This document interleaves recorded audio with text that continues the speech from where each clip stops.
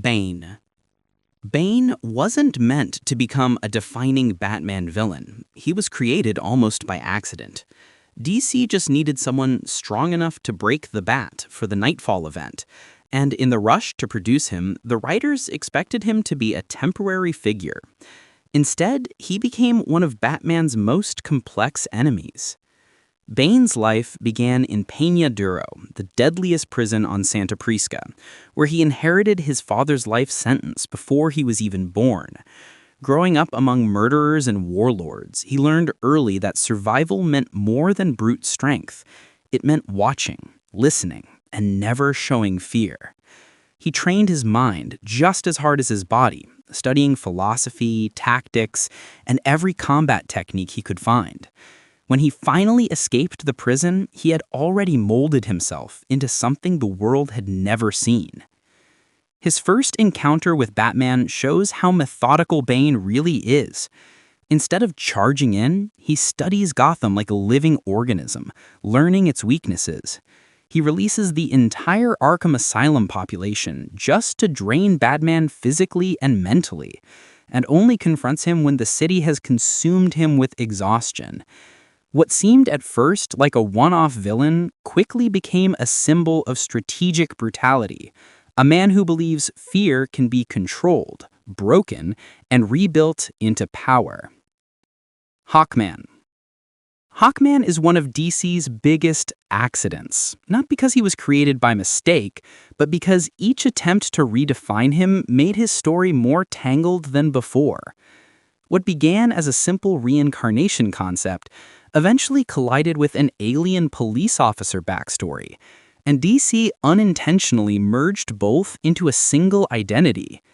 Instead of clearing the confusion, the layers of history became part of who Hawkman is. At his core, Carter Hall remembers lives stretching back to ancient Egypt, where he first lived as Prince Khufu. Every time he dies, he's reborn, sometimes as a warrior, sometimes as an explorer, but always driven by a destiny he can't escape. The end metal he wields is tied to those past lives, giving him gravity-defying flight and a warrior's instinct sharpened by centuries of conflict. Then comes Qatar Hall, a Thanagarian officer whose story mixed into Carter's until the two were no longer separable. In stories like Hawkworld, he's a soldier struggling with the moral weight of enforcing order. In others, he's a reincarnated hero trying to understand why the universe keeps pulling him into battle. Instead of breaking the character, the accidental overlap shaped him into a figure defined by history itself. Jason Todd. Jason Todd's path was shaped by mistakes from the start. DC first introduced him as a near duplicate of Dick Grayson, and fans immediately rejected him. After rebooting him into a tougher, more troubled street kid, DC let readers vote on whether he should live or die, and by a razor-thin margin, they voted for death. No one expected him to come back, much less become one of Batman's most important allies and rivals. Before everything went wrong, Jason was just a kid trying to survive Gotham. Stealing the tires off the Batmobile wasn't bravery, it was desperation. But Batman saw something in him, someone angry at the world yet still fighting to rise above it. That anger stayed with him, shaping his training, his approach to crime, and his belief that Gotham's criminals deserved more than fear, they deserved consequences. His resurrection didn't simply revive his body, it revived every question he ever had about Batman's methods. In Under the Red Hood, Jason forces Bruce to confront a truth he never wanted to face. Sometimes Gotham's villains don't stop unless someone stops them permanently.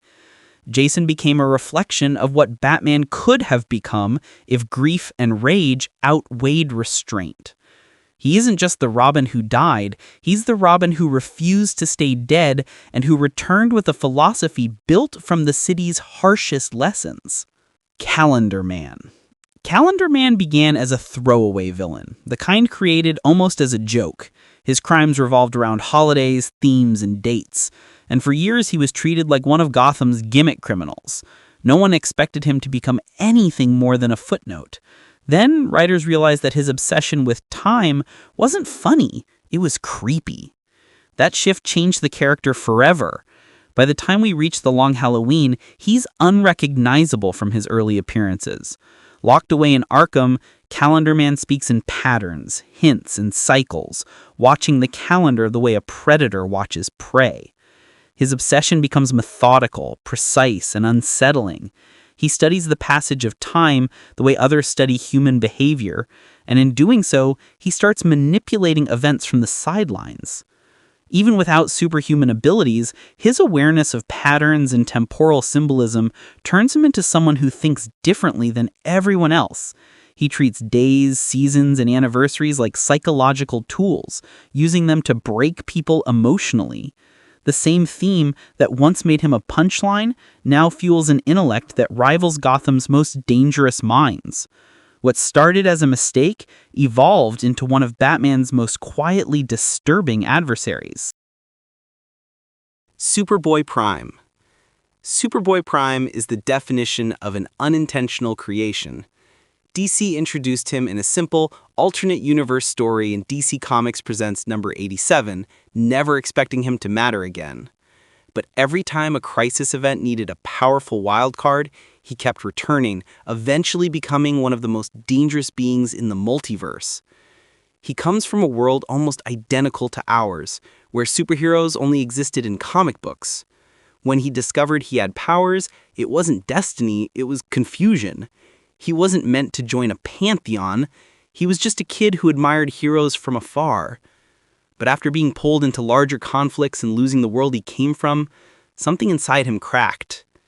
His strength rivals Superman's, but what sets him apart is his lack of emotional grounding. He wants to be the hero he thought he would become, but reality keeps disappointing him. In Infinite Crisis, this frustration turns into rage, pushing him into battles where his raw power destroys entire teams by accident. In Legion of Three Worlds, he becomes a tragic figure trapped between realities, trying to return to a life that can't exist anymore. His story isn't about villainy, it's about someone who wasn't built for the universe he ended up in. Rorschach. Rorschach exists because of a mistake. DC wouldn't let Alan Moore use the original Charlton Comics characters, so Rorschach was created as a replacement for the Question.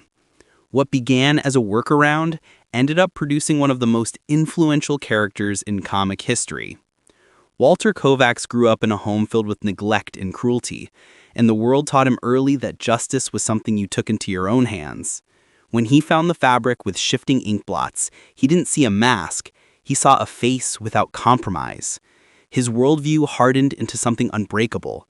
There is right, there is wrong, and nothing in between. In Watchmen, his investigations reveal a man obsessed, not with violence, but with truth. Every crime scene, every clue, every detail becomes a piece of a moral puzzle he refuses to ignore. When he discovers Ozymandias' plan, he refuses to accept the idea of sacrificing millions to save billions. His refusal to bend becomes the final act of a man who lived and died by conviction. Kiteman. Kiteman is one of the biggest accidental success stories in DC history. He started as a joke villain, someone writers tossed in for lighthearted panels or quick defeats. His gadgets were kites, his escapes were kites, everything about him was ridiculous. But over time, that ridiculousness became part of a deeper tragedy. In Tom King's Batman run, Kiteman's backstory reveals a man who wanted a simple life with his son, only to get dragged into Gotham's chaos in the cruelest way possible. The catchphrase, "Hell yeah," stopped being a joke and became a coping mechanism, a way to face a world that kept taking from him. His gadgets aren't impressive, but that's the point. He enters battles outmatched, outgunned, and underestimated, but he keeps showing up anyway. In a city full of gods, monsters, and legends, Kiteman is the reminder that even the smallest figure can carry enormous heartbreak. What began as a punchline turned into one of Gotham's most unexpectedly human stories. Ravager. Ravager was created because writers needed an heir to Deathstroke, and the earliest versions of the character didn't land the way DC hoped. But it was the accidental reinvention, Slade's daughter Rose Wilson, that finally gave the name real weight. Rose's life was shaped by secrets she was never meant to know. Being Deathstroke's daughter meant inheriting not just his skills, but the danger that followed him. She trained under him, fought against him, and tried to define herself outside his shadow. The serum he gave her heightened her reflexes and foresight, but also pushed her closer to the edge.